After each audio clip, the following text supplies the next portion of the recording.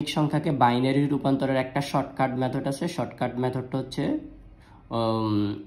1 2 4 8। এটা আরো অনেক বড় আছে।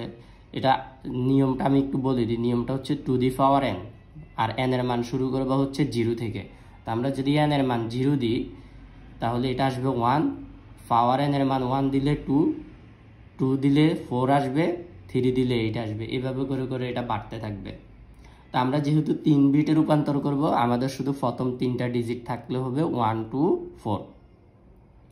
এবার এটা কিভাবে বের করবা দেখো, এখানে আমাদের যে 2 আছে, এখানে আমরা যে সংখ্যাগুলা কাউন্ট করব সেগুলোর জন্য 1, যেগুলা কাউন্ট করব না সেগুলোর জন্য 0। মানে যেগুলা গুনবো সেগুলোর জন্য 1 বসবে, যেগুলা গুনবো না সেগুলোর জন্য 0 বসবে। তো আমাদের এখানে যে মানটা আছে সেটা হচ্ছে 2। তাহলে এখানে 2 বরাবর আছে, 2 এর জন্য আমরা 1 দিব। তাহলে আমরা 1 কাউন্ট করি নাই, তাহলে 1 এর জন্য 0।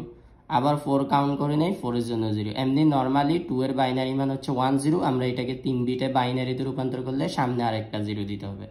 তাহলে 2 এর বাইনারি মান 0 1 0।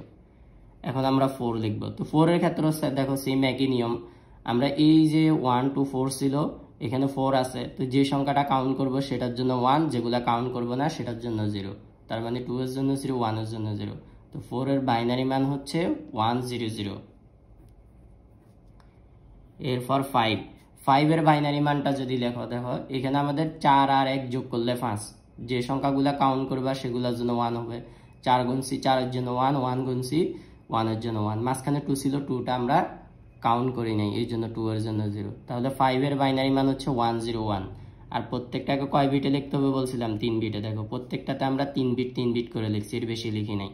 তাহলে 4 এর বাইনারি মান আমরা বের করছিলাম, 4 এর বাইনারি মান হচ্ছে 1 0 0। তো এখানে আবার যেহেতু 4 আছে, এটার বাইনারি মান 1 0 0 হবে। এরপর এখানে 7 এর বাইনারি মান কত হবে দেখো। এই যে সিরিজটা ছিল, এখানে আমরা কত কত যোগ করলে 7 পাবো। 4 2 6 1 7 সবগুলাই কাউন্ট করছি। তার মানে এটা 4 এর জন্য 1, 2 এর জন্য 1, 1 এর জন্য 1। তাহলে 7 এর বাইনারি মান হবে 3টা 1। তো সুতরাং 745.42 এটা ছিল আমাদের অক্টাল।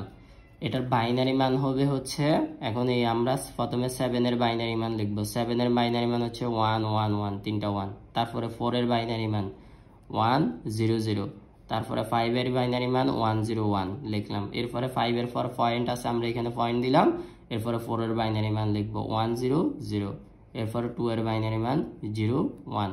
এখন এই যে শেষে 0টা আছে, শেষে 0টা তুমি না দিলেও সমস্যা নাই, দিলেও সমস্যা নাই। মনে রাখবা